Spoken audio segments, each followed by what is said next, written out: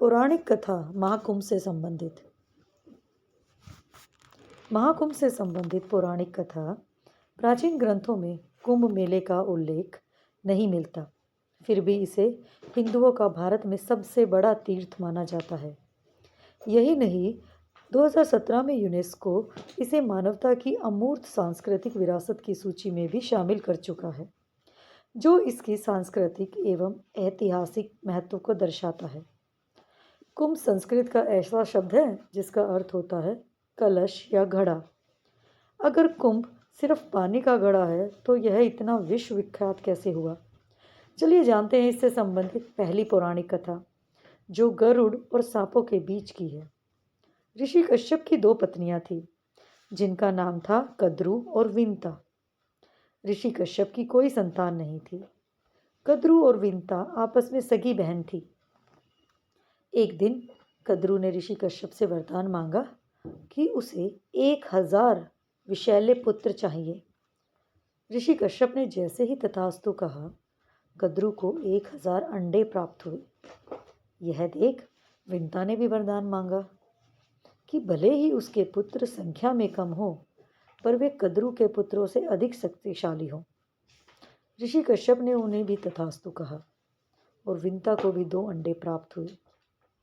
समय बीतने के साथ कद्रू के 1000 अंडे फूट गए और उनमें से काले सांप उत्पन्न हुए। इसलिए कद्रू को सर्प की मां माना गया है।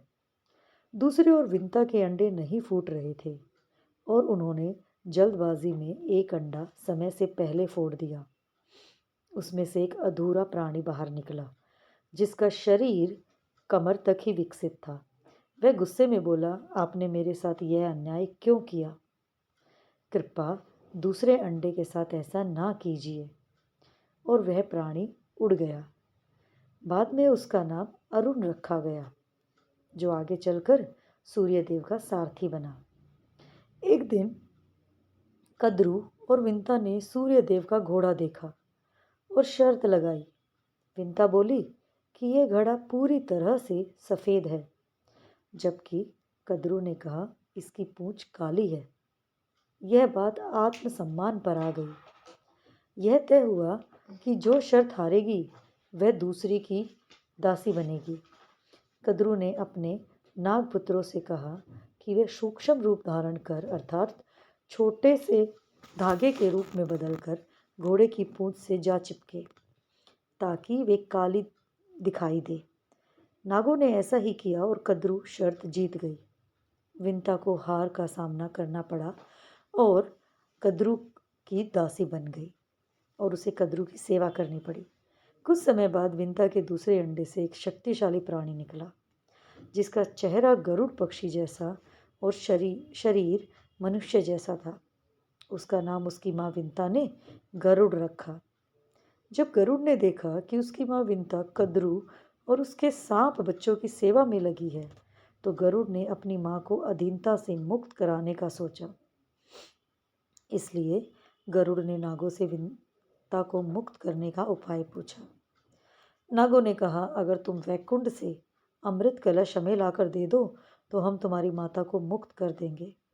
गरुड़ ने यह बात मान ली और वैकुंठ धाम पहुंचकर अमृत कलश प्राप्त किया। देवताओं ने उन्हें रोकने की बहुत कोशिश करी, पर गरुड़ अपनी अद्वितीय शक्तियों की वजह से सफल रहे। विष्णु जी ने गरुड़ को रोका और पूछा, तुम इस कलश को क्यों लेकर जा रहे हो, जबकि तुम स्वयं इसका सेवन नहीं कर रहे हो? गरुड़ ने अपनी माँ को मुक्त कराने की व्यथा सुनाई। विष्णु जी ने गरुड़ से कहा कि अगर मैं तुम्हें यह कलश ले जाने दूं, तो क्या तुम हमेशा के लिए मेरा वाहन बनोगे? गरुड़ ने यह शर्त स्वीकार कर ली और अमृत कलश लाकर नागों को दे दिया और अपनी माँ को अधीनता और गुलामी से मुक्त कराया। परंतु विष्णु जी ने अपनी मायावी शक्तियों से अमृत कलश को गायब कर दिया। जब गरुड़ अमृत कलश ला रहे थे तो इंद्र ने उन पर कई बार हमला किया, जिसमें इंद्र असफल रहे और कलश में से कुछ बूंदें टपक गई, जो 4 स्थानों प्रयागराज, उज्जैन, हरिद्वार और नासिक में गिरी। यही कारण है कि इन 4 स्थानों पर पवित्र कुंभ के मेले का आयोजन किया गया है। धन्यवाद दोस्तों। अगर आपको कहानी पसंद आई है और यहाँ तक आप आ ही गए हैं तो चैनल को सब्सक्राइब और वीडियो को लाइक कीजिए। धन्यवाद।